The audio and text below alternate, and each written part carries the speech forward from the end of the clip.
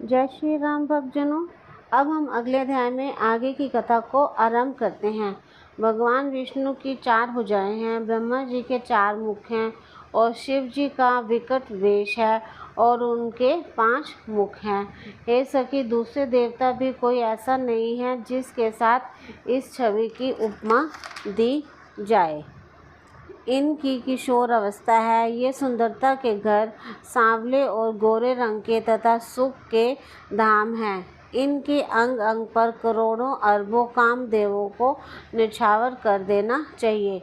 हे सखी, भला कहो तो ऐसा कौन शरीरधारी होगा जो इस रूप को देखकर मोहित ना हो जाए, अर्थात यह रूप जड़ चेतन सबको मोहित करने वाला है। तब कोई दूसरी सखी प्रेम सहित कोमल वाणी से बोली, हे सियानी, मैंने जो सुना है उसे सुनो।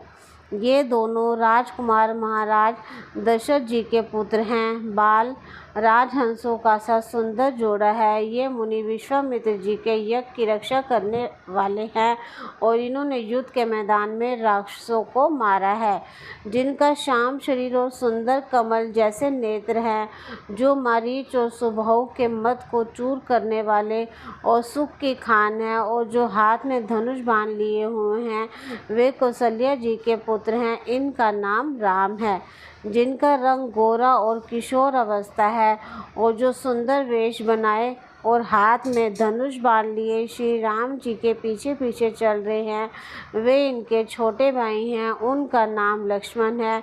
हे सखी सुनो, उनकी माता सुमित्रा है। दोनों भाई ब्राह्मण विश्वामित्र का काम करके और रास्ते में मुनि गौतम की स्त्री अहिल्या का उद्धार करके यहाँ धनुष यज्ञ देखने आए हैं। यह सुनकर सब स्त्रियाँ प्रसन्न हुई। श्री रामचंद्र जी की छवि देखकर कोई एक दूसरी सखी कहने लगी, यह वर जानकी जी के योग्य है। हे सखी, यदि कहीं राजा इन्हें देख ले तो प्रतिज्ञा छोड़कर हठपूर्वक इन्हीं से विवाह कर देगा।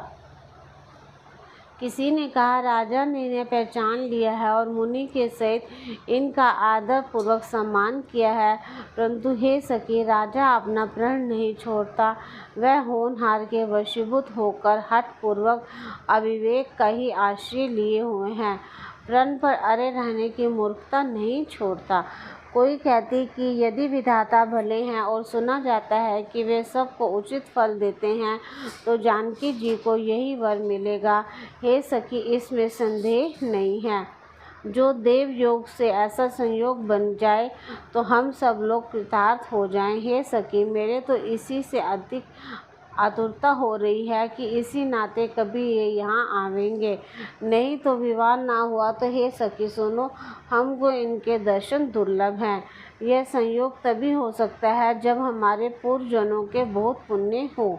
दूसरी ने कहा कि हे सखी, तुमने बहुत अच्छा कहा, इस विवाह से सभी का परम हित है। किसी ने कहा, शंकर जी का धनुष कठोर है और ये सांवले राजकुमार कोमल शरीर के बालक हैं।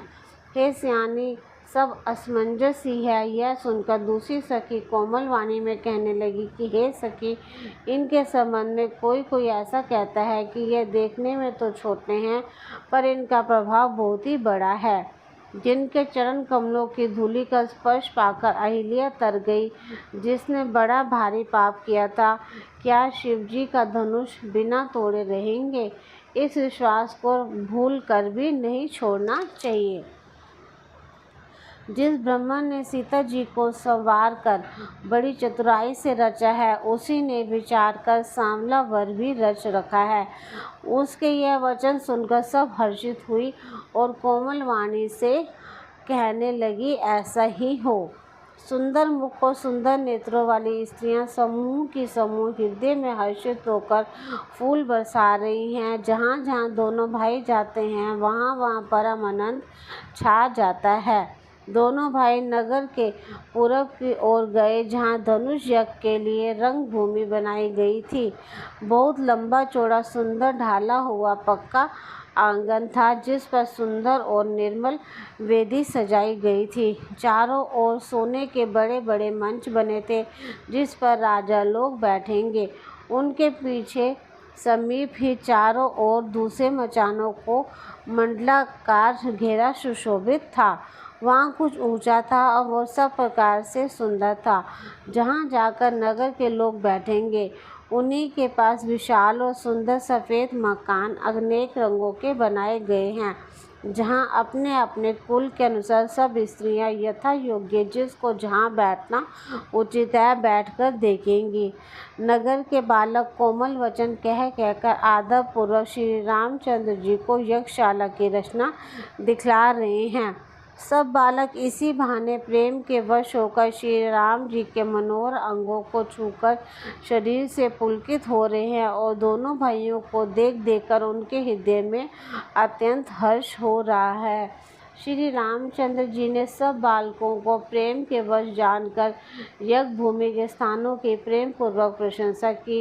इससे बालकों का उत्साह, आनंद और प्रेम और भी बढ़ गया, जिससे वे सब अपनी अपनी रुचि के अनुसार उन्हें बुला लेते हैं और प्रत्येक के बुलाने पर दोनों भाई प्रेम सहित उनके पास चले जाते हैं।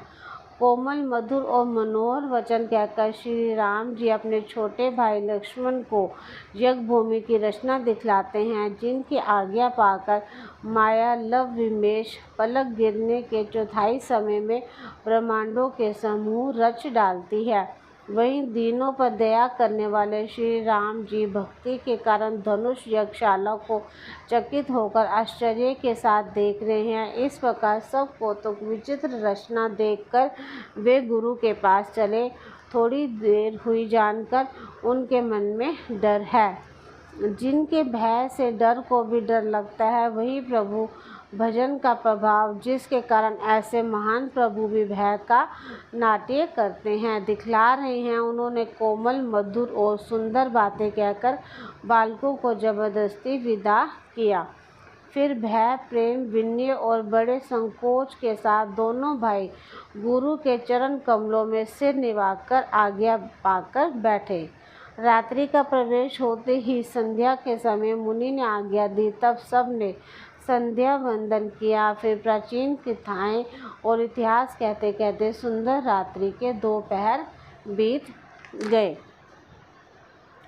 तब श्रेष्ठ मुनि ने जाकर शयन किया। दोनों भाई उनके चरण दबाने लगे, जिसके चरण कमलों के दर्शन एवं स्पर्श के लिए वैराग्यवान पुरुष भी भांति भांति के जप और योग करते हैं, वे ही दोनों भाई मानो प्रेम से जीते हुए प्रेम पूर्वक गुरु जी के चरण कमलों को दबा रहे हैं। मुनि ने बार बार आज्ञा दी। तब श्री रघुनाथ जी ने जाकर शयन किया। श्री रामचंद्र जी के चरणों को हृदय से लगाकर भय और प्रेम सहित परम सुख का अनुभव करते हुए लक्ष्मण जी उनको दबा रहे हैं। प्रभु श्री रामचंद्र ने बार बार कहा, हे तात, अब सो जाओ। तब वे उनके चरण कमलों को हृदय में धरकर लेट रहे हैं। जी जय श्री राम भक्तजनों, अब हम ये कथा को यहीं विश्राम देते हैं। अगले अध्याय में हम आगे की कथा को आरंभ करेंगे। जय श्री राम।